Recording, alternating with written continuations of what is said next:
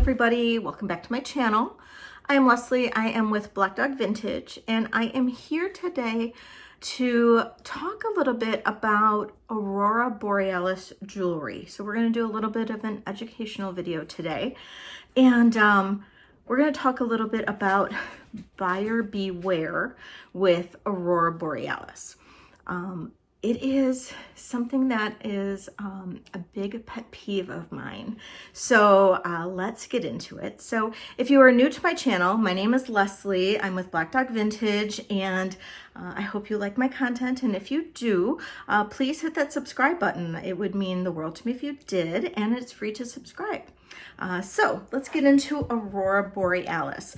If you are not familiar with what Aurora Borealis is, it is the rhinestones or the beads, the faceted beads that have this gorgeous kind of iridescent coating flare to them. This is a beautiful Austrian crystal brooch that I have. And then this is one that I have in my repair table that I just absolutely love. Unfortunately, it's missing one, but love this kind of like peachy pink that it goes off. And then this is a pair of Weiss earrings that I am kind of obsessed with. There we go. Look at those. Weiss is my favorite. So those are the Weiss earrings. But let's talk a little bit about Aurora Borealis and what it is. So it is a crystal that has a special iridized coating on it. And the coating was developed by Daniel Swarovski, and it was in response to a request by Christian Dior. That is a fun fact that not a lot of people know about. What my pet peeve is that it was developed in a certain year. And what my pet peeve is, though, is that you will see listings on eBay, listings on Etsy, other platforms.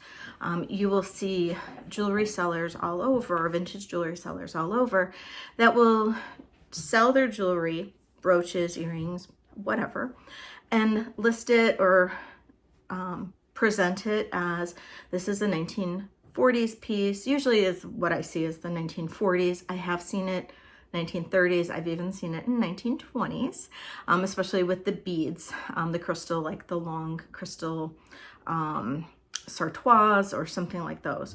And those are misrepresented.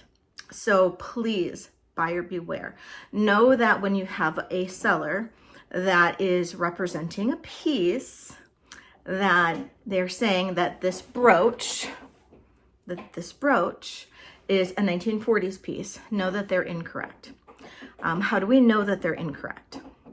Well, Daniel Swarovski was approached by Christian Dior in 1953 to create this type of stone, bead, however, to have this type of coating that would reflect that would reflect light. So they named it the Aurora Borealis to kind of as an ode to the Northern Lights. It became mass produced in 1956, and that's why you'll see it on brooches, on beads, everywhere. And I'm going to show you kind of in the side here. I'm going to show you that my research on how you will see it misrepresented on eBay and also on Google. And it's very interesting, the amount of listings on eBay that show these types of brooches, this type of jewelry in 1940s. And then you will see it on Google also. Not as much, thank goodness, on eBay as represented as the 1930s, but you will see it on Google. And then I even found some listed between the different platforms as 1920s. So you do have to understand that not a lot of sellers do understand what they're maybe selling. They might be newer.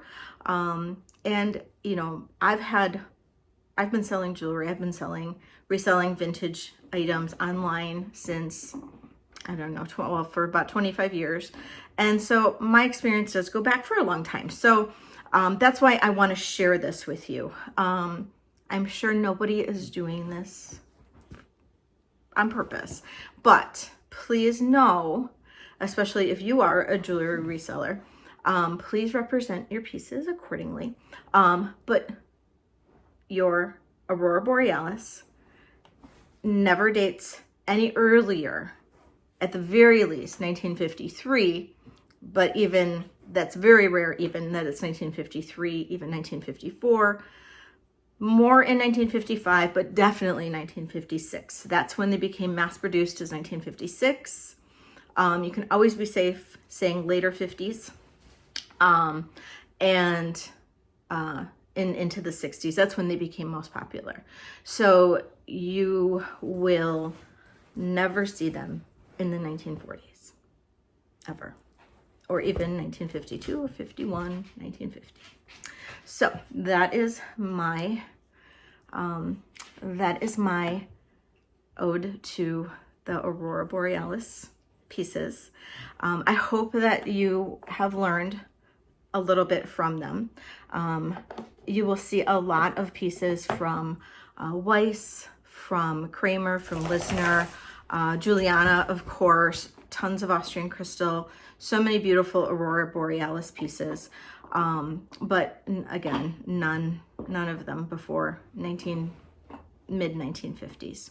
So I hope this helped many of you, and I hope that you will think about subscribing to my channel. I hope to bring you more of these types of educational pieces, and let me know what you thought. I hope this helps somebody. Thanks.